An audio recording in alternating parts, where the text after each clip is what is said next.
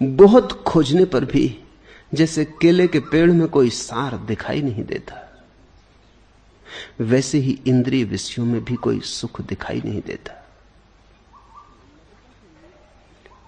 लगता है मूर्छा के कारण। कभी किसी कुत्ते को देखा सूखी हड्डी को चबाता है कितने रस से। तुम बैठे चकित भी होगे कि सूखी हड्डी में चबाता क्या होगा। सूखी हड्डी में कोई रस तो है नहीं, सूखी हड्डी में चबाता क्या होगा। लेकिन होता यूं है कि जब सूखी हड्डी को कुत्ता चबाता है तो उसके ही जबड़ों, जीभ से, तालू से लहू, सूखी हड्डी के टकराहट से लहू बहने लगता है। उसी लहू को वो चूसता है, सोचता है हड्डी से रस आ रहा है। हड्डी से कहीं रस आया है? अपना ही खून पीता है, अपने ही मुंह में घाव बनाता है। भ्रांति ये रखता है कि हड्डी से रस आता है, हड्डी से खून आ रहा है। जिन्होंने भी जाग के देखा है, थोड़ा अपना मुंह खोल के देखा है, उन्होंने यही पाया कि इंद्रिय सुख सूखी हड्डियों जैसे, उनसे कुछ आता नहीं। अगर कुछ आता भी मालूम पड़ता है तो वो हमारी ही जीवन की रसधार है, और वो घाव हम व्यर्थ ही पैदा कर रहे हैं।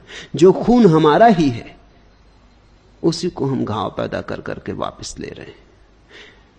काम भोग में जो सुख मिलता है वो सुख तुम्हारा ही है, जो तुम उसमें डालते हो। वो तुम्हारे काम वैसे से नहीं आता। स्त्री को प्रेम करने में, पुरुष को प्रेम करने में तुम्हें जो सुख की झलक मिलती है वो ना तो स्त्री से आती ना पुरुष से आती, तुम ही डालते हो। वो तुम्हारा ही खून है जो तुम व्यर्थ उछालते हो। पर भ्रांति होती कि सुख मिल रहा है। कुत्ते को कोई कैसे समझाए, कुत्ता मानेगा भी नहीं। कुत्ते को इतना होश नहीं। लेकिन तुम तो आदमी हो, तुम तो थोड़े होश के मालिक हो सकते हो, तुम तो थोड़े जाग सकते हो। बहुत खोजने पर जैसे केले के पेड़ में कोई सार दिखाई नहीं देता, वैसे ही इंद्रिय विषयों में भी कोई सुख दिखाई नहीं देता।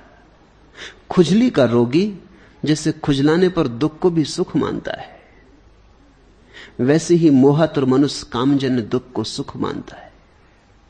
खुजली हो जाती है, जानते हो खुजलाने से और दुख होगा, लहू बहेगा, घाव हो जाएंगे, खुजली बिगड़ेगी और सुधरेगी ना, सब जानते हुए फिर भी खुजलाते हो। एक अदम्य वेग पकड़ लेता है खुजलाने का।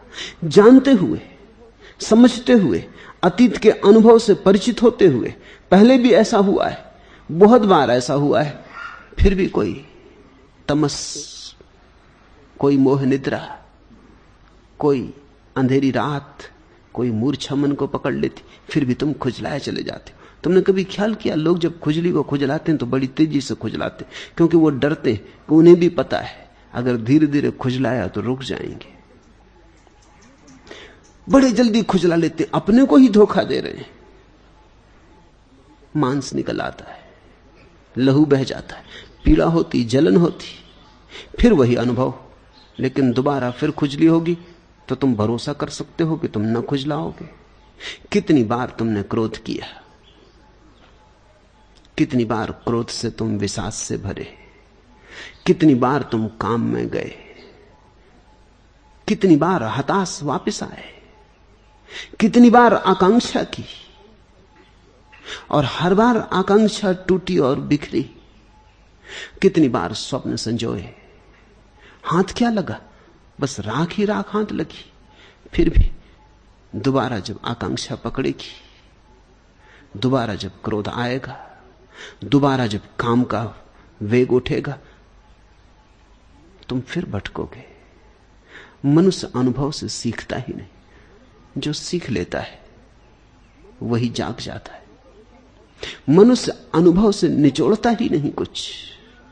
तुम्हारे अनुभव ऐसे हैं जैसे फूलों का ढेर लगा हो, तुमने उनकी माला नहीं बनाई, तुमने फूलों को किसी एक धागे में नहीं परोया, कि तुम्हारे सभी अनुभव एक धागे में संग्रहित हो जाते और तुम्हारे जीवन में एक जीवन सूत्र उपलब्ध हो जाता, एक जीवन दृष्टि आ जाती।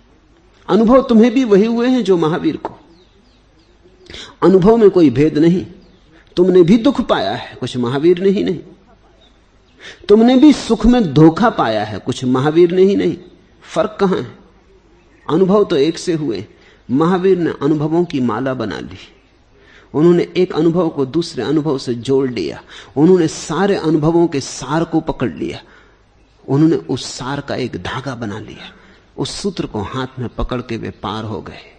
तुमने अभी धागा नहीं पिरोया, अनुभव का ढेर लगा है, माला नहीं बनाई। माला बना लेना ही साधना है। उसी की तरफ ये इशारे।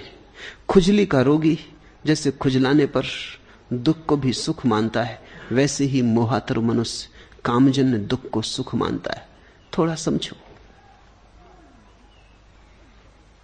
हमारी मान्यता से बड़ा फर्क पड़ता है। हमारी मान्यता से, हमारी व्याख्या से बहुत फर्क पड़ता है।